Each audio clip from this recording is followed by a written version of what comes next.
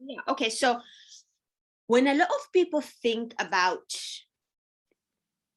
things like health and fitness, right? When they think about weight loss or weight gain or toning up, they often think about the actions that they have to take, right? They often think about the exercise they have to do, the kind of nutrition they have to kind of sort of adapt to. So cutting out carbs, having more veggies, having more protein, all that stuff. We have all these actions that I have to do A, B, and C. But what people actually forget is who they need to be in the process of trying to get healthier, right? Because we can only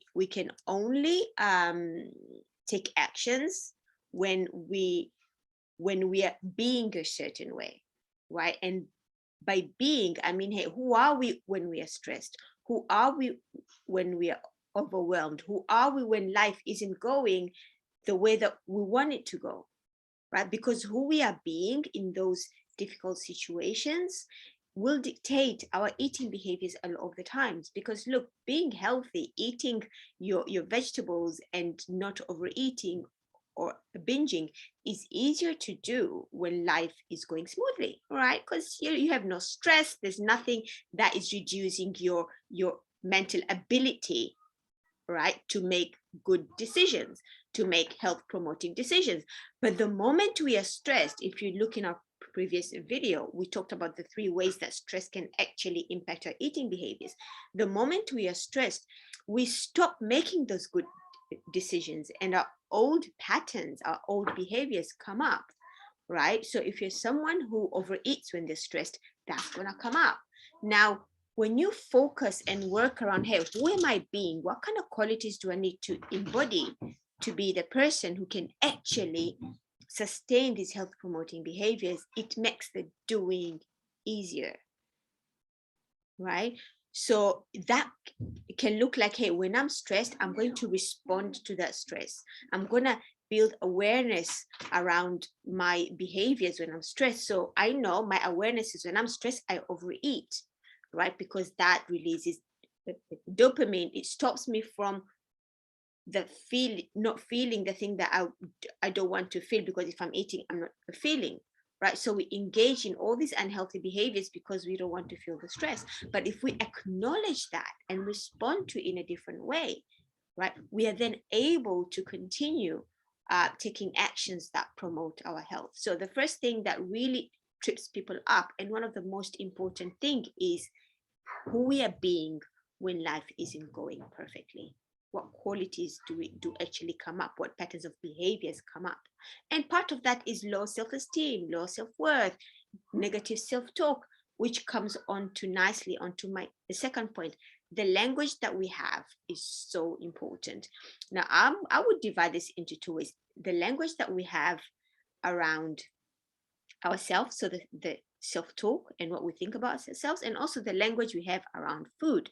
And this is where the whole idea around good food and bad food comes into play. Labeling food does not help. If you're labeling food, means you're uh, putting food items on a pedestal in some way.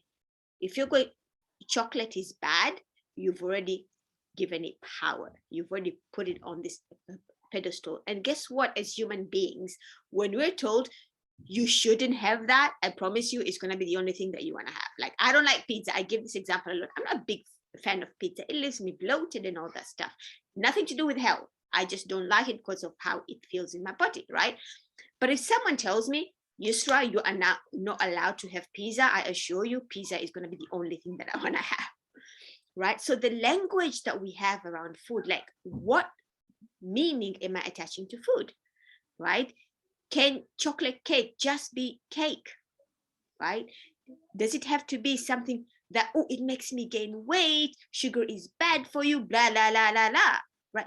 Why can't it just be like, hey, it's something that I enjoyed and now I've had it and it's done and I move on, right? Labeling food as good or bad is one of the huge reason why people adapt unhealthy eating behaviors. It can lead to binge eating disorders. It can lead to things like anorexia and a whole load of concerns that are not healthy.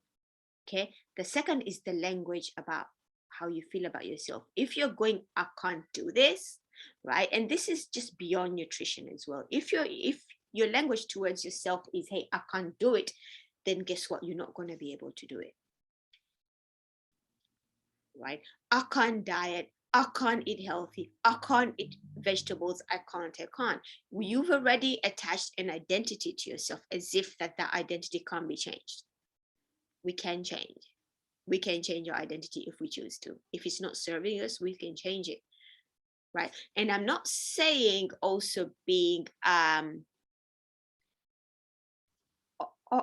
honest about your feeling. It's hard. So what if instead of I can't, what if the language looked like, hey, this is really hard for me.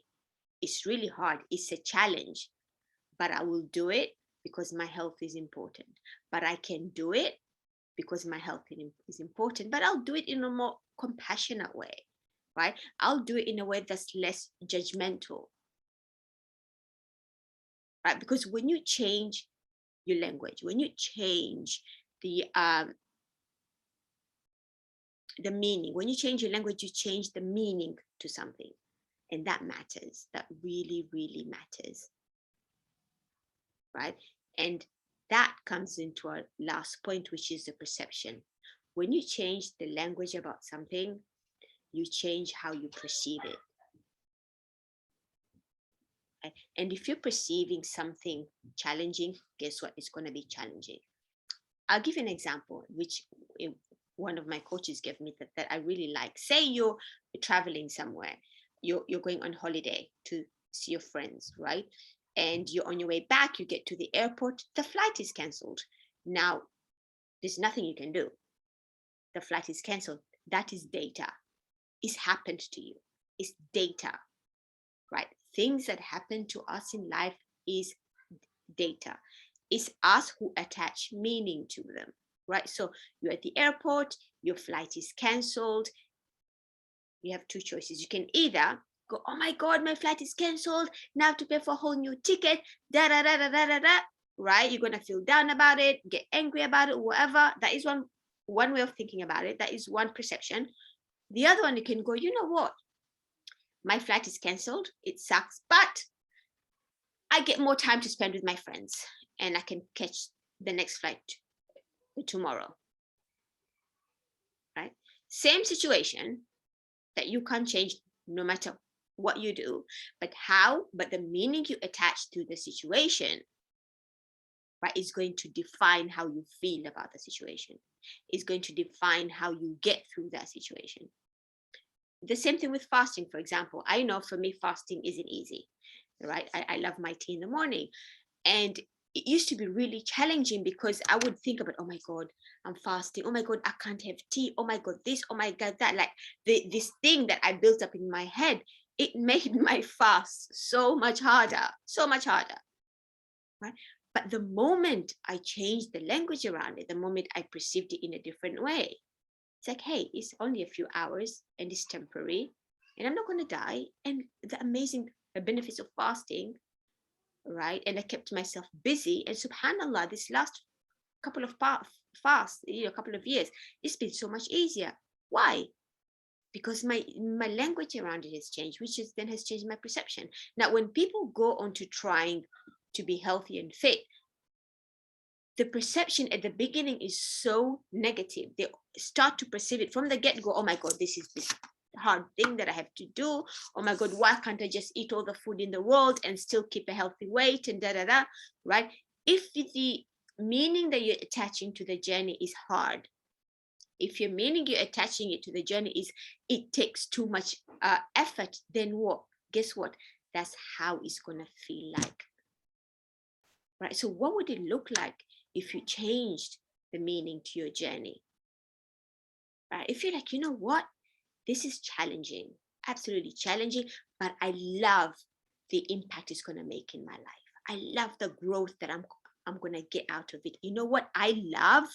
I can't wait to see who comes out on the other end of this journey, because believe me, who goes in is different from the person who comes out, right?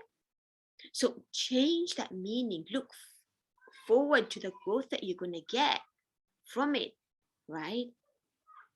As a unique individual, as a mom, as a wife, as a business owner, what is it going to give you?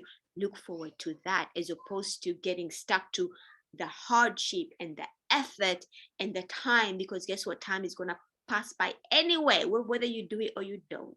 It's just a matter of, hey, where do I want to be 6 months from now? Do I want to still be here complaining about how crappy I feel, or do I want to be a different person? Because that's totally possible.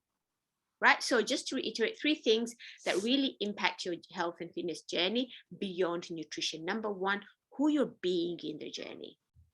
Who are you being? Number 2, the language, right, you have towards yourself and towards the food, towards nutrition, towards exercise. Yeah, if you see exercise as this hard, chaotic thing, then you're not going to want to do it. But if you see exercise as, hey, play, I'm just going to play. I'm just going to play for 5 minutes and see how it feels. I'm going to play with my children. And before you know it, you're getting more a movement in without it feeling stressful. And the third thing is change your perception. And the perception and our language really comes hand in hand. And then our language and perception, they come in hand with who you're being, right? If you can control who you're being, if you can really be present and embody the quality of a person who can achieve those goals, right? Then that ties up to the language that you're going to speak. Because if you're more patient, that's going to reflect in your language. And then your language is going to change your perception of how you see things. Okay, so I hope this was helpful. Let me know. I would love to know in the comments. And if you're watching this on replay, please hashtag replay, so other amazing women watching this can also benefit from it. And if any of this sounds fascinating, this is exactly what my programs look like. I'm not your standard health and fitness coach. I'm really curious about the human mind, and I love in my work, in everything that I do, I just don't focus on the mental health. I have a huge focus on, I don't only focus on the physical health, I have a huge focus on the mental health, because the two are so interlinked and they really impact each other. And the reason, like I said before, one of the reasons why people find really hard to change the actions and to eat better and to exercise is because they haven't really worked on the mindset around that stuff. When you work on the mindset, when you work on, on how to manage stress and how you think about yourself and your self-esteem and your self-confidence and all these things, it's much easier to embody, right? And to practice all these health promoting behaviors that are going to lead you to the results and the outcome that you want. Okay, until next time, Assalamu alaikum.